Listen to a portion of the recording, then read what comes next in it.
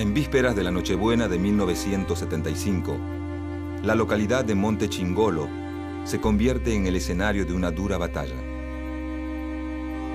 Más de 60 miembros del Ejército Revolucionario del Pueblo, la organización guerrillera más activa del país, intentan ingresar a sangre y fuego al batallón de arsenales Domingo Viejo Bueno. El combate es sin tregua. Desde todos los rincones del batallón, las tropas del ejército repelen el ataque con una ferocidad implacable. Al finalizar el enfrentamiento, efectivos militares recorren las zonas aledañas buscando guerrilleros heridos para rematarlos. Los jefes del ERP atribuyen el fracaso de la operación al accionar de un infiltrado que desde días antes del ataque venía suministrando información a los servicios de inteligencia del ejército.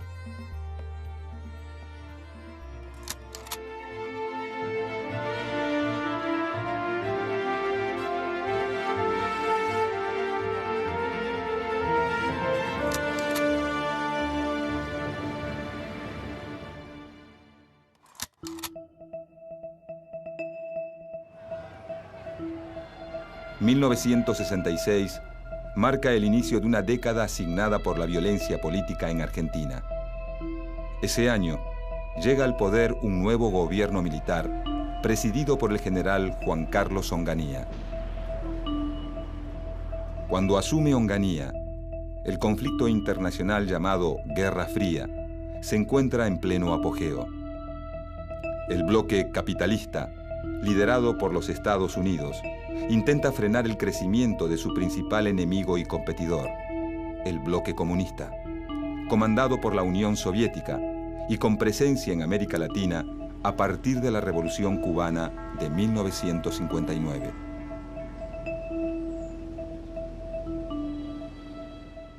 Una de las primeras medidas que toma el presidente Onganía es la puesta en marcha de la Doctrina de Seguridad Nacional, una estrategia trazada por el gobierno de Estados Unidos que aumenta la participación de Argentina en la Guerra Fría. La Doctrina de Seguridad Nacional determina un cambio de rol en las Fuerzas Armadas de los países del bloque capitalista, que ya no deben actuar en defensa de las fronteras y la soberanía, sino en función del combate al comunismo. Según sus postulados, las fronteras que importan son las ideológicas y el enemigo al que hay que combatir está dentro del propio territorio.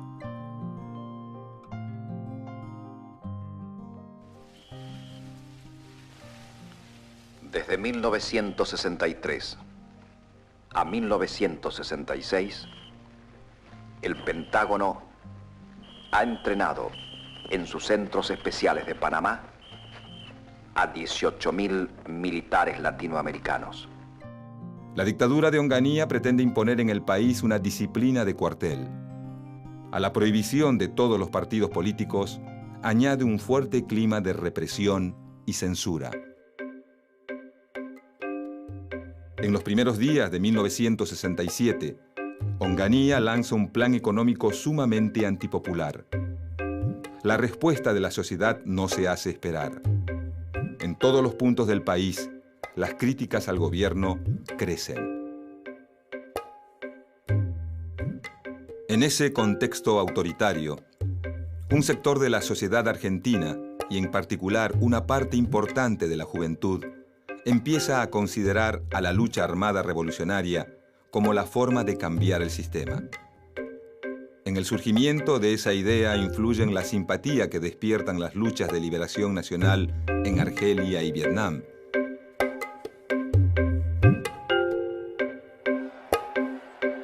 Las revueltas estudiantiles de París y México. Y fundamentalmente, la fascinación que genera el triunfo de una revolución socialista en América Latina, la Revolución Cubana. Una victoria que muestra al socialismo como una alternativa real para los latinoamericanos.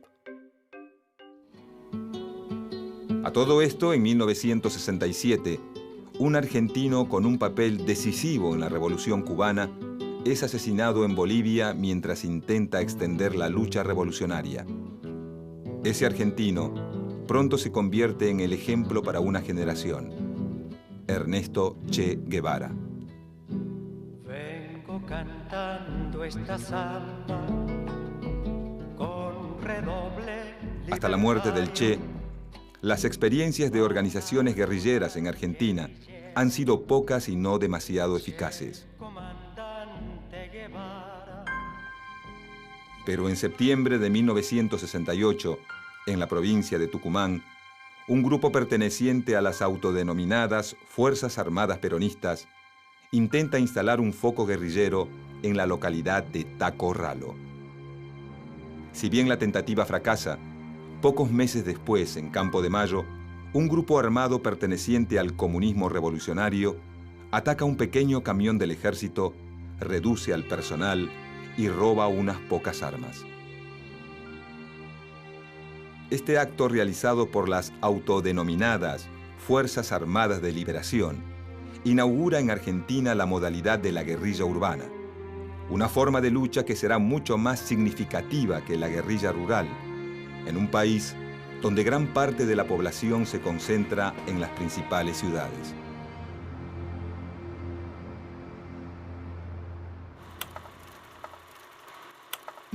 Llegado mayo de 1969, la situación del gobierno militar se complica. Huelgas, movilizaciones y ollas populares se multiplican por todo el país. El clima de represión termina por licuar las diferencias entre los sectores opositores más combativos. Es así que muchos obreros peronistas, curtidos por casi 12 años de lucha y proscripción, confluyen con dirigentes estudiantiles y una nueva generación de militantes de izquierda. A esta nueva avanzada opositora, pronto se suma el movimiento de sacerdotes para el tercer mundo, corriente de la Iglesia Católica que impulsa a muchos jóvenes cristianos a tomar el camino de la revolución. En los últimos días de mayo de 1969, la paciencia de la población ante los excesos de la dictadura se acaba. Un levantamiento popular bautizado como el Cordobazo hace temblar al gobierno de Onganía.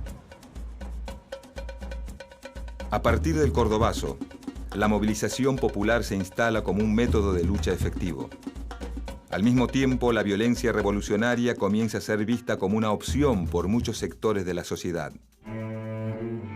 En poco tiempo, a las organizaciones armadas que ya existen en el país, como las Fuerzas Armadas Peronistas y las Fuerzas Armadas de Liberación, se suman las Fuerzas Armadas Revolucionarias, agrupación de orientación marxista nacida de la experiencia de un grupo insurgente creado en Bolivia por el Che Guevara. Para principios de 1970, los actos de la guerrilla argentina se convierten en noticia cotidiana. Juan Domingo Perón, desde su exilio en Madrid, envía una carta a los dirigentes de las Fuerzas Armadas Peronistas en la que avala la violencia de sus acciones.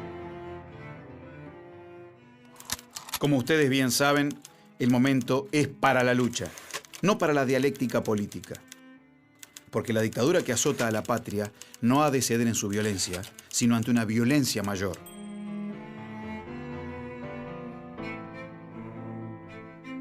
En 1970 marca la entrada en escena de dos nuevas organizaciones guerrilleras.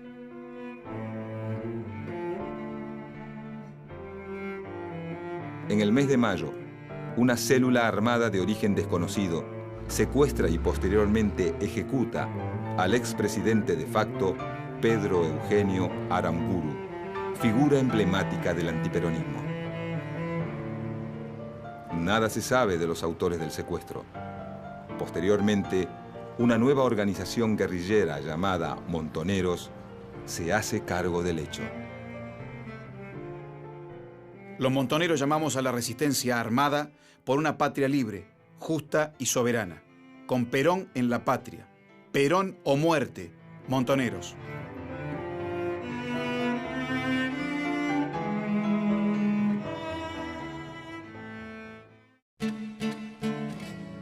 El mismo mes de la aparición de Montoneros, durante un congreso de un pequeño partido de orientación marxista, el Partido Revolucionario de los Trabajadores, se conforma una nueva organización guerrillera, el Ejército Revolucionario del Pueblo, ERP. A diferencia de otras organizaciones, el ERP separa claramente acción política de acción militar. El ERP es el brazo armado, el Partido Revolucionario de los Trabajadores, el brazo político.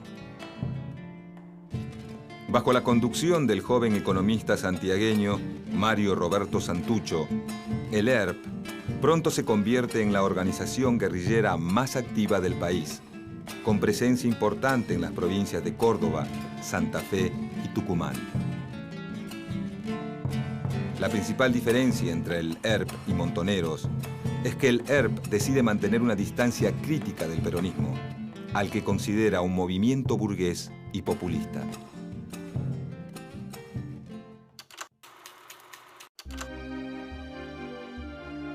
En marzo de 1971, en la provincia de Córdoba, un nuevo levantamiento popular bautizado el Viborazo provoca la caída de Roberto Marcelo Levingston, el sucesor de Onganía, y obliga a hacerse cargo del poder al verdadero hombre fuerte del ejército, el teniente general Alejandro Agustín Lanusse. Asediado por la creciente ofensiva guerrillera, Lanusse no tarda en comprender que el regreso de Perón al país es inevitable, por lo que intenta llegar a un acuerdo con el viejo líder, que incluye el fin de la proscripción del peronismo y un llamado a elecciones para 1973. Perón, que desconfía de las intenciones de Lanusse, sigue alentando las acciones de la guerrilla peronista, sabiendo que la agitación interna le da más margen de maniobra política.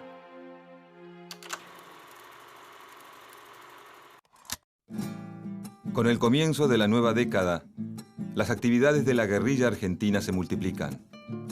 En 1971, el ERP decide abandonar las pequeñas acciones y realiza su primer operativo a gran escala. El residencial barrio de Fisherton fue conmovido esta mañana por la noticia de que el cónsul de Su Majestad Británica y a la vez gerente general del frigorífico Swift de Rosario, señor Stanley Sylvester, habría sido secuestrado por 3 o 4 personas. Como condición para liberar al cónsul británico, los integrantes del ERP exigen el reparto de alimentos en los barrios pobres de la ciudad y la publicación de una proclama revolucionaria en los medios. Este tipo de acciones sirven para afianzar el prestigio de la guerrilla en amplios sectores de la sociedad, en especial entre la juventud. En julio de 1971, durante un plenario de las Juventudes Argentinas para la Emancipación Nacional, uno de sus dirigentes, Rodolfo Galimberti, afirma que el nacionalismo revolucionario peronista será una realidad en todo el país. Hacia fin de año, Perón convoca a Galimberti a una reunión en Madrid, donde lo designa su delegado personal ante la juventud.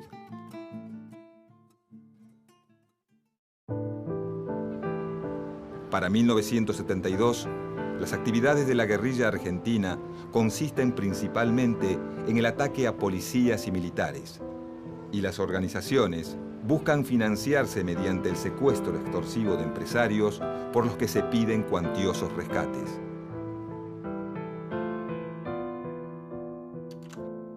En abril del mismo año, una célula del ERP secuestra y ejecuta a Oberdán Salustro, director de la empresa Fiat. El mismo día de la muerte de Salustro, en la ciudad de Rosario, un comando conjunto del ERP y las Fuerzas Armadas Revolucionarias asesina al general Juan Carlos Sánchez, comandante del Segundo Cuerpo de Ejército. El general de división Juan Carlos Sánchez había nacido en Villa Guillermina, en el norte de la provincia de Santa Fe, el 25 de septiembre de 1919. Sus restos serán trasladados ahora a la capital federal para ser velados en el Regimiento 1, Patricios en el primer cuerpo de ejército. La escalada de violencia desgasta aún más la imagen del presidente Lanusse, quien acelera la salida de los militares del gobierno.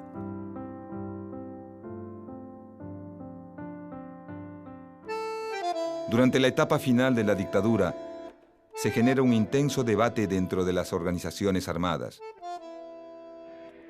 Como resultado, Montoneros decide subordinarse a la conducción estratégica de Perón, buscando construir un espacio político dentro de su partido. A este efecto, comienzan a tejer relaciones con otras organizaciones juveniles, y en especial con la Juventud Peronista, conducida políticamente por Rodolfo Galimberti.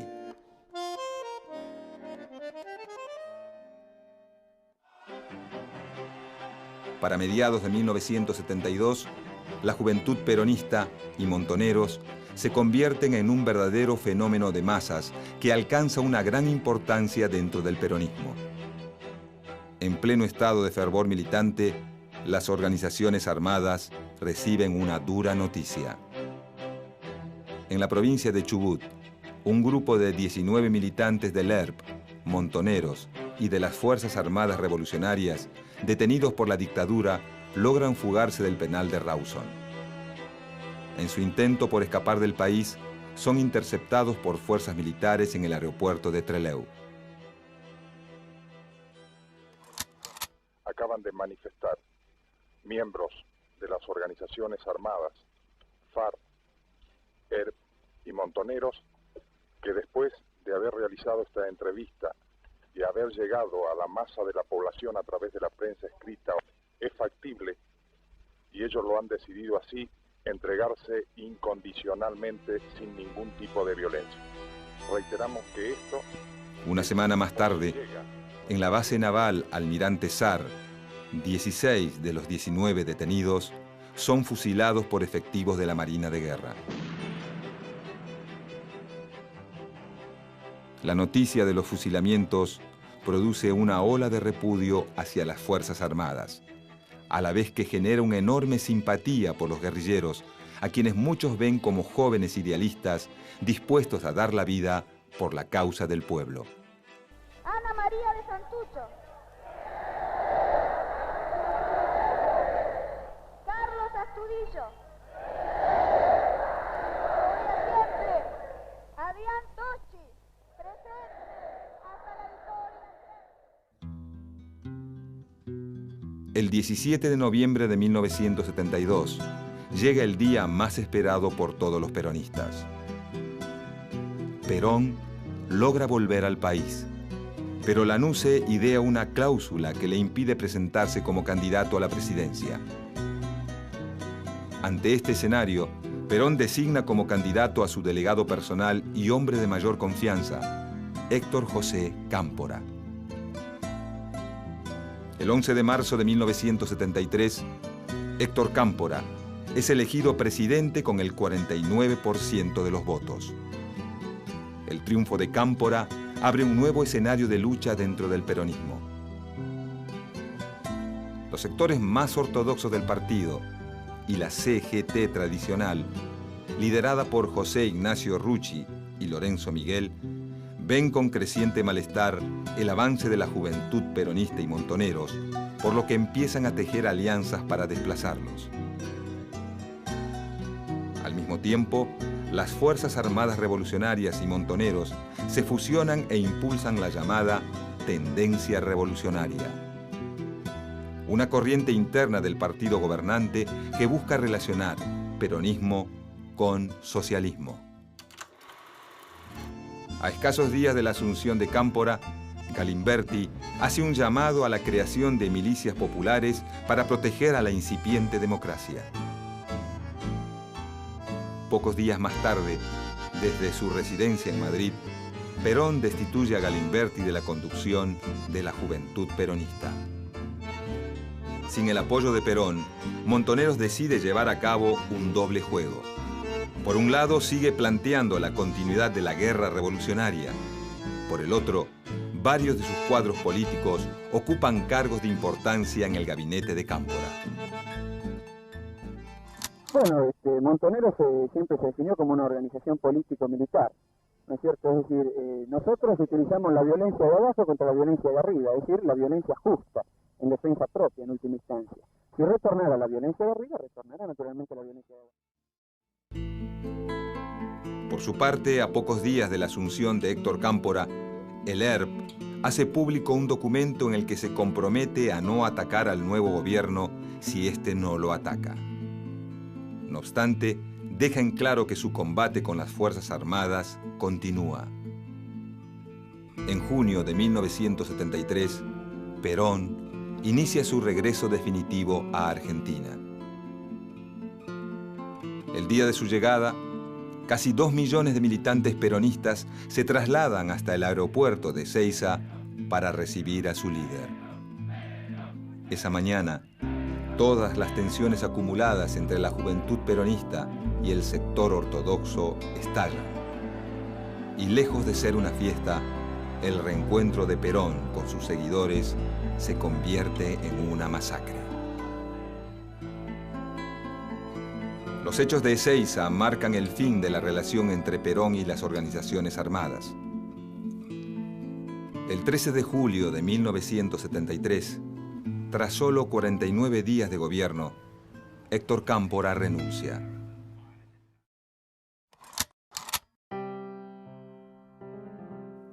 Pocas horas más tarde, el presidente provisional hace un llamado urgente a elecciones. Finalmente, luego de 18 años de exilio y proscripción, Juan Domingo Perón es de nuevo candidato a presidente. Semanas antes de las elecciones, el ERP protagoniza un hecho que sacude a la opinión pública. En el barrio porteño de Parque Patricios, una célula guerrillera intenta copar el comando de sanidad del ejército.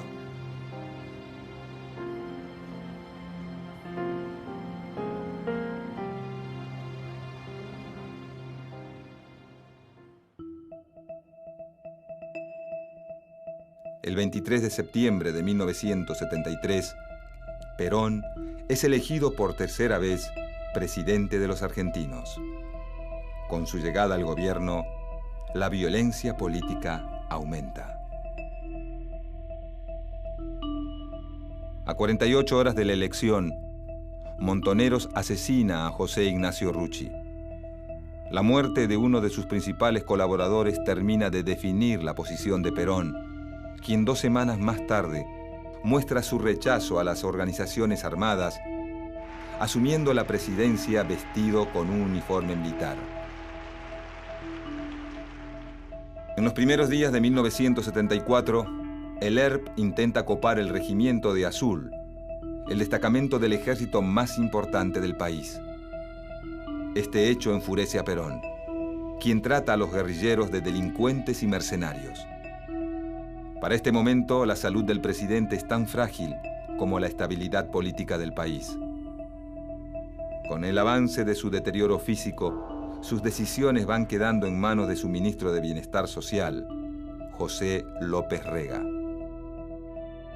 Acérrimo enemigo de Montoneros y de la juventud peronista, López Rega impulsa la creación de un cuerpo paraestatal con la misión de perseguir a los militantes de izquierda, la Alianza Anticomunista Argentina, más conocida como AAA. Mientras las bandas armadas de la AAA inician un feroz accionar represivo, la ruptura entre Perón y la juventud peronista se oficializa. El 1 de mayo de 1974, el presidente, desde el balcón de Casa Rosada, los expulsa del movimiento. 2 meses más tarde, Perón muere. Si bien su esposa Isabel lo sucede en el gobierno, todo el poder queda en manos de López Rega. En los próximos meses, los asesinatos cometidos por la AAA se intensifican. Con López Rega en el poder, la derecha peronista maneja los hilos del gobierno. Ante esta situación, el ERP endurece su postura. En la provincia de Tucumán, una de sus brigadas toma el pueblo de Acheral donde establece su propio campamento militar. De forma simultánea, Montoneros decide abandonar la lucha política para asumirse íntegramente como agrupación militar.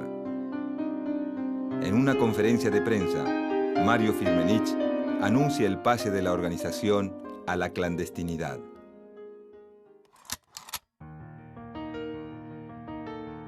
Llegado 1975, a la compleja situación política se suma una gran crisis económica que termina por destruir la imagen pública de López Rega, quien se ve obligado a huir del país. Sobrepasada por la situación, Isabel Perón decide tomar licencia de sus funciones, dejando el gobierno en manos de Ítalo Luder, presidente del Senado. Las Fuerzas Armadas aprovechan el momento para pedir carta blanca en el combate contra la guerrilla. En medio de las presiones, Montoneros asalta el Regimiento 29 de Infantería de Formosa. En el durísimo enfrentamiento mueren 13 miembros del ejército, en su mayoría soldados conscriptos. Al día siguiente, Luder da a conocer una serie de decretos, en los que autoriza a las Fuerzas Armadas, textualmente, a aniquilar el accionar de la subversión. Para principios de 1976, la guerrilla argentina está militarmente derrotada. El fracaso de su ataque al batallón de Monte Chingolo significa un duro golpe para el ERP, que pierde en la operación a sus cuadros más entrenados. Por su parte, el incremento de las acciones violentas de Montoneros genera un creciente rechazo de la opinión pública a la organización. El aumento de la represión estatal no hace más que endurecer la posición de los jefes guerrilleros, quienes conciben su enfrentamiento con las Fuerzas Armadas como un combate ejército contra ejército. Llegado el mes de marzo, la democracia agoniza y las Fuerzas Armadas se aprestan a dar un nuevo golpe de Estado. Muchos miembros de las organizaciones guerrilleras apuestan al golpe pensando que este abrirá el escenario definitivo de una situación revolucionaria. Pero esta situación revolucionaria nunca se produce. En cambio, las Fuerzas Armadas inauguran una etapa de terrorismo de Estado que establece en el país una brutal maquinaria represiva destinada a la persecución, la tortura y la desaparición de personas.